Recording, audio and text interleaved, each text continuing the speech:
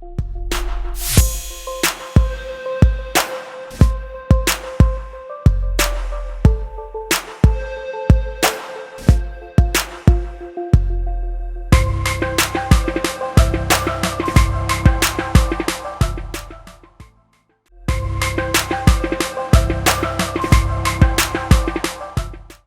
everyone. Excited to be here again at SaaS Talk. Today, we're going to talk about going global from Latin America and from Brazil, specifically where we started. Really excited. Let's go. Okay. So I organized my presentation in 3 big sessions. Like the first one is about Latin American companies going global. The second one is about my experience and our trajectory going global at Rock, my company. And the third session is about lessons learned, things we learned in this journey. I hope you guys get a lot of it. I'm excited to be here. Okay, so it's very clear that Latin American companies are going global. When we look at this, our ecosystem is really getting hot. This is data from Crunchbase. It shows venture capital rounds over time. And clearly you can see that over the last few of investments in our ecosystem has increased significantly. We also see more and more Latin American unicorns, and they all have some kind of international footprint in their execution. We have companies such as Mercado Livre, Globant, Duolingo, Happy, several others. Pretty exciting times, huh? So very clear that our companies aspire to lead their categories globally. It's also clear that our founders, they are not only focusing on building a local champion, a local winner. We are really building global companies from Latin America. We see companies like VTEX, an e-commerce platform from Brazil that has operations in Argentina, US, Europe, UK, Gempass, Pipefy, which is another company that will be on a panel later today, sharing a little bit about how they entered the US market. These are companies aspiring to lead their categories, growing fast, and they were all born in Latin America. And it's also, there is a very clear acceleration in the pace of going global. The average startup now is taking around 5 years, 5.5 to start globalizing. So my Rock Content, my company, we are in this journey. We help brands to create content at scale. We're going to close this year at around $26 million in annualized revenues, serving more than 2,000 brands with a Glassdoor score, which we are very proud of 4.5, 400 people, 6 million visits every single month on our websites, and 80,000 talent network members, which are freelancer creative professionals helping our customers to create content. We started in Brazil. So we started in Belo Horizonte, then we opened operations in São Paulo, and then Guadalajara in Mexico. And in 2019, Boca Raton in the US, and in Toronto, Canada. And our journey in internationalization started slow. Like, this is data from January 2019. Back then, we had 97% of our revenues in Latin America and only 2% in the US and Canada, North America. Fast forward 1 year later, we had Latin America, meaning 53% of our business, North America, 35%, and customers in Europe, Asia, and other geographies. Fast forward to last June, the North American market meant almost 60% of our business, Latin America around 31%, with Europe in a third place. And as you can see here, when distributing this in the proportion of our revenues, it becomes very clear that we are getting more diversified revenues and working with customers worldwide. We attribute our early success in this journey to be global to three big pillars. The first one is building a content-first customer acquisition machine. The second one is having a constant focus on adding new markets. We started in Brazil, we then expanded to Latin America, Mexico first, and last year we entered the US and Canada markets through M&A. We believe we're building three sustainable competitive advantages: a global talent network of creative professionals, a global organic visibility and audience. Our website has thousands of articles and has visits from all over the world. It's around 6 million visits every single month. And a global sales machine that is not tied to specific geographies. It's selling worldwide. So how did we do it? I'm gonna share that for me, in the beginning, I thought it all starts thinking global. I want and I aspire to build a global company. But pretty soon you learn that it's just not that easy. First, you have to master global language, and you have to have your whole organization operation in a single shared language. In a global mindset, everything you do has to take into consideration that the world is your new market. It's the opposite. You start with the global mindset, then you evolve to a global language, and then you become a global company, and not the other way around, like I naively tended to believe before. So a brief history of our internationalization. We started the company in 2013, focused in Brazil, but we incorporated in the US. In 2016, we saw our first customers asking for content Spanish. We saw our first leads coming from outside of Brazil, and we started to explore. By 2017, we started a serious commitment to Latin America and opened our first local offices. In 2019, we entered the US market through an acquisition. And what the future holds, we still do not have a clear next destination, but we are always thinking about it. So I'm gonna break it into a few phases to share how it went for us. The phase one, the foundation, it was really still focused on winning the domestic market, but we had these global aspirations, and we decided to incorporate abroad. We incorporated in Delaware because we believe we are in a new category. We want to be global and have global investors, and also because of practical reasons. When we incorporated in the US, it was a lot easier to have standard venture capital docs, more mature landscape of investment, stock options, intellectual property. So the phase one was pretty much focused on winning the domestic markets. This is just a fun for me, like we didn't have any revenues or customers in the US, but the first thing we did was incorporate our company in Delaware. And I believe that's an early sign of a global ambition that we had, me and my co-founders. And when we started, we really started local. Our first move was staying at our city and state in Belo Horizonte, and we wanted to win Brazil. So we soon, a few years after, we opened an operation in São Paulo, which is our biggest city. So phase one was all about building brand and winning the domestic market. The phase two was to become a regional leader, not a domestic leader anymore. And it started with our customers from Brazil, some of those asking for content in Spanish. We also had a small volume of leads coming from Mexico and Colombia, and we decided to approach those. And then we started experimenting, really experimentation phase, and I believe this is very important, with demand generation in the Spanish language, focusing on Mexico. Then we hired our first Mexican sales rep, our CRO in 2017, when we took a deeper commitment to the region, he moved to Mexico to start our local office.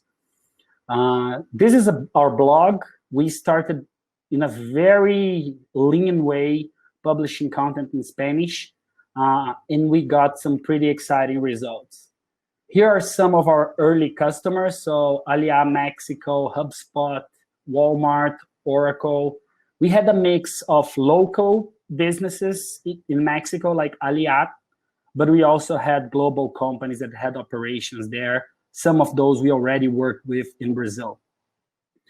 And very clear, we saw that our inbound marketing, content marketing machine was working. We have today close to 2 million visits in Spanish language coming from Mexico, Colombia, several other markets. Our early go-to-market strategy was actually pretty simple. We would scale our organic SEO content marketing footprint. We would start publishing content in that language, creating social media profiles, launching lead generation materials. Then our next step was to close an education, typically a big university customer, in an agreement in which they would have their own students creating content for them. That was really helpful for us because it helped us bootstrap our talent network, which is challenging and takes some time to build. We recruited those students and they became our seeding of our talent network. We have a strict quality control and education effort to ensure the quality of the content we deliver to our customers. So the first thing to start delivering at scale in a geography was to localize our courses and certifications for creative talent to that region. And then we would start working with our multinational customers to enter new geographies. So Walmart Brazil takes you to Walmart Mexico, and it goes that way. We started looking at multinational companies and trying to network our way to their Mexican or Colombian counterparts. The phase 3, this was very interesting for us. We had our customers also pulling us to enter the US market and provide content to them in English. And we made this decision to enter the market. We said, we will go. How should we go? And it took us a lot of analysis because we had to do a make or buy decision. Creating our talent network takes some time in building the talent pool. So for this time, we looked at the possibilities we had, and we decided to go with an acquisition. We acquired a company in our industry, and that became our path to growth in the US market. And then comes the phase where I am today, which is the execution phase. We're really focused on becoming remote, global, and distributed. It's been challenging. We've been learning a lot, but it's also been super successful. This is the news. So this is from Forbes when we acquired this company. It was called Scribble Live. They had around 80 employees, a talent network of around 10,000 creative talent, and some really cool customers that we are still cross-selling to multiple languages and geographies. And as you can see, the strategy we used to enter the Latin American markets, it's also working in the US market. We are growing our organic footprint, we're growing our lead generation, and that's been successful. So if you are considering going global, I picked up a few questions that you should take into consideration. The why. Why should I go global? So the main reason is accelerating growth and expanding your total addressable market. The second reason is revenue diversification. You want to be less exposed to a specific geography. The third one is category consolidation and sustaining a competitive advantage, which is our case. Success for us relies on having a high quality global talent pool on our creative talent network. And a few whys, they are very common. The domestic market, small or not an early adopter. My customers are pulling me into new markets. That's one of my favorites. And then you have to ask yourself the when. When should I do it? Is now the right time? The first thing that you need to consider when entering new geographies is, you have repeatable marketing programs at home that you could replicate in these new markets? Do you have inbound leads and signs of leads coming from a new geography? Do you have a repeatable sales machine in your local market, and you have the ability to test the quality of the international leads coming? Do you have the ability to cross-sell your product towards multiple geographies? So in our case, in which we create content, oh, you need Portuguese content, and then you need Spanish content, and then English content. And what to check before going? First, outbound lead gen. That's something that can be done on the domestic market. So if you have the talent to do it, you can easily master it at home before mastering it globally. Next, you need a strong, recognized brand in your domestic market. You have to have some level of brand, otherwise you will struggle to create your domestic and international brand. You need to have the talent and language enablement, and I'm gonna dive a little bit deeper on that. Same for culture. You have to actively commit to learn new cultures. And lastly, the how you do it. The first thing is understanding different global strategies and journeys. I'm gonna elaborate on that a little bit. Second is understanding if you will take an organic and replicate your company in a new geography, or if you're gonna go inorganic and acquire a new business. Both are a good path. Acquisitions sometimes are really good. In our case, it was really helpful. And last is preparing for culture shift. Things will become a little more complex when you go global. So there are essentially 4 types of global strategies. The first one is the global, where you treat the world as your entire market and you have a centralized decision-making. This is the strategy we chose, but you can also have multi-domestic and international strategies in which you adapt more to the customer's model, and you have transnational strategies in the case you are extremely decentralized, and it's almost if you had multiple companies. A big challenge for us was this. We had non-native English speakers, we had native English speakers, and we had to have a lingua franca for our business. We chose English. It was very natural for us, but it was challenging. And it all started uncovering our talent fluency, understanding their levels. We used the SAFR certification model for that.